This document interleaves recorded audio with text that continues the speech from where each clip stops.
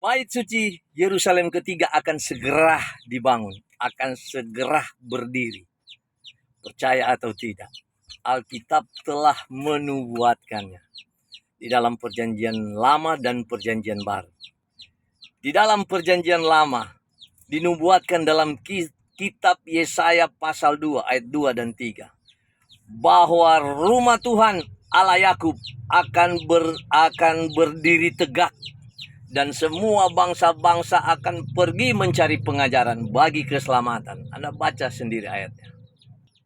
Di dalam kitab Wahyu pasal 20 dinubuatkan juga bahwa bait suci ketiga akan diukur kembali dan dibangun kembali. Tetapi pelataran bait suci yang paling luar, jangan diukur, jangan dibangun. Karena itu telah diberikan kepada bangsa-bangsa lain. Siapa bangsa lain itu? Ya tentu bangsa lain itu bangsa yang bersunat, yaitu bangsa Ismail. Telah terbukti di tahun 688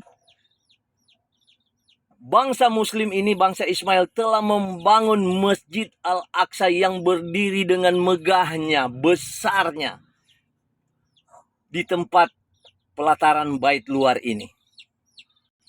Dalam kitab Wahyu dikatakan bahwa bangsa-bangsa akan menginjak-injak 42 bulan Yerusalem ini, dan sudah terbukti sejak tahun 688 dan seterusnya banyak bangsa-bangsa yang menginjak-injak kota Yerusalem ini, ingin memperebutkan, memiliki kota Yerusalem ini.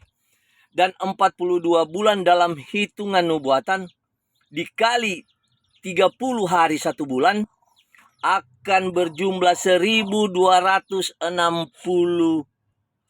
tahun. Oke? Satu hari sama dengan satu tahun.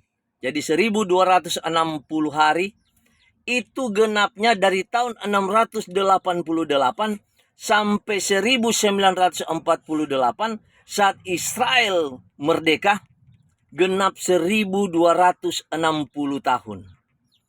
Dan bangsa-bangsa telah menginjak kota Yerusalem. Tetapi ingat, setelah 1948 yang genap 1260 tahun, tidak ada lagi bangsa-bangsa yang menginjak kota Yerusalem sesudah tahun 1948 ketika Israel telah merdeka. Sampai hari ini tidak ada yang berani menginjak-injak lagi. Artinya apa? Wahyu pasal 20 akan segera digenapi. Bahwa bait suci Yerusalem akan segera dibangun, diukur kembali. Mari kita lihat perkataan Yesua di dalam Markus 11 ayat 17. Beliau mengatakan begini. Sebab Yerusalem adalah kota raja besar. Di dalam perjanjian lama tertulis dengan jelas bahwa Yerusalem adalah pusat bumi. Di dalam Matius 5 ayat 35, Yesua mengatakan begini. Ketika Yesua berdiri di bait suci, dia katakan bahwa rumahku adalah rumah doa bagi segala bangsa. Jika kita cocokkan dengan nubuatan Yesaya pasal 2 yang mengatakan bahwa di hari-hari terakhir akan berdiri bait suci, rumah Allah Yakub, maka segala bangsa akan mencari pengajaran dan keselamatan di bait suci, di rumah Allah Yakub. Nah, sejak sebelum tahun 1948 Israel merdeka, bangsa-bangsa tidak ada yang pernah berdoa di dalam bait suci. Karena orang Yahudi tidak mengizinkan yang tidak bersunat bisa masuk ke dalam tempat kudus Allah. Maka perkataan Yesua bahwa rumahku akan menjadi rumah doa bagi segala bangsa. Artinya ketika bait suci Yerusalem ketiga dibangun, maka bangsa-bangsa akan berdoa ke sana. Jadi saya menghimbau, jangan anti Yahudi, jangan anti bait suci ketiga, jangan anti Torah, Jangan anti sesembahan nama Allah Bapa YHWH. Di akhir zaman akan ada satu peristiwa besar, yaitu perang Gog dan Magog.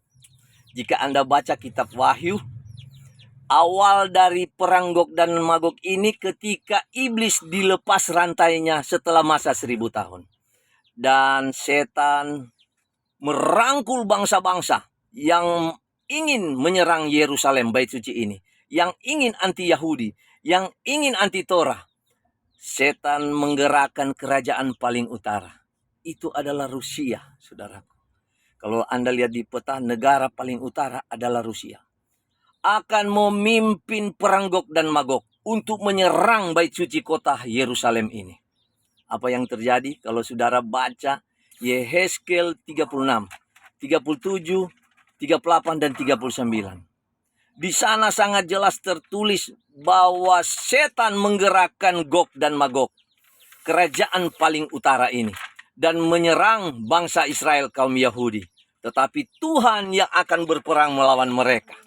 Dikatakan pada ayat 39, Tuhan membinasakan semua pemimpin kerajaan utara yang memiliki roh Gog dan Magog, yang anti Yahudi, anti Torah. Tuhan akan binasakan mereka di di lembah Kalayak ramai. Oke? Jadi bagaimana yang Yesua katakan bahwa Yesua menubuatkan bahwa tidak akan ada satupun batu yang tersusun di atas batu yang lain di atas kota Yerusalem. Ini sudah digenapi saat tahun 688. Sudah tersusun satu batu di atas batu yang lain di pelataran bait luar bait suci, yaitu Masjid Al-Aqsa. Jadi perkataan Yesua itu sudah selesai di tahun itu. Jadi kita bangsa-bangsa mari mendukung rencana bangsa Israel kaum Yahudi akan mendirikan bait suci ketiga. Karena kita bangsa-bangsa akan pergi, akan beribadah, akan tujukan perhatian kita kepada bait suci itu. Karena keselamatan kita ada di dalamnya, dan pengajaran akan keluar dari Sion, dan firman Tuhan dari Yerusalem. Mungkin Anda berpikir bahwa Yerusalem jasmani tidak akan dibangun, tetapi Israel bait suci rohani lah yang akan dibangun. Bagus Anda berpikir begitu, tapi Yesua katakan begini. Ketika Yesua bercakap-cakap dengan Nikodemus, Yesua katakan, engkau tidak mengerti Nikodemus ketika aku berbicara dalam bahasa duniawi. Bagaimana mungkin engkau mengerti ketika aku berbicara dalam bahasa surgawi? Jadi saudaraku, segala sesuatu di dalam firman Tuhan, maknai itu secara jasmani. Bahwa bangsa Israel kaum Yahudi akan dipakai Tuhan sebagai aktor utama untuk menggenapi semua peristiwa akhir zaman ini, nubuatan akhir zaman. Maka ketika itu Anda akan mengerti bahwa semua itu dimaknai secara surgawi. Bahwa bangsa dan imamat yang kudus dan rajani adalah bangsa Israel kaum Yahudi. Mari bergabung, jangan sampai Anda ketinggalan kereta keselamatan. Semoga video ini menginspirasikan Anda dan saya. Kunjungi channel YouTube saya bernama Daniel Ben Abraham. Dan postingan-postingan saya di FB ini atas nama itu juga. Maka wawasan kerohanian Anda akan terbuka. Dan Anda tidak akan setia lagi di dalam kekeliruan. Salam.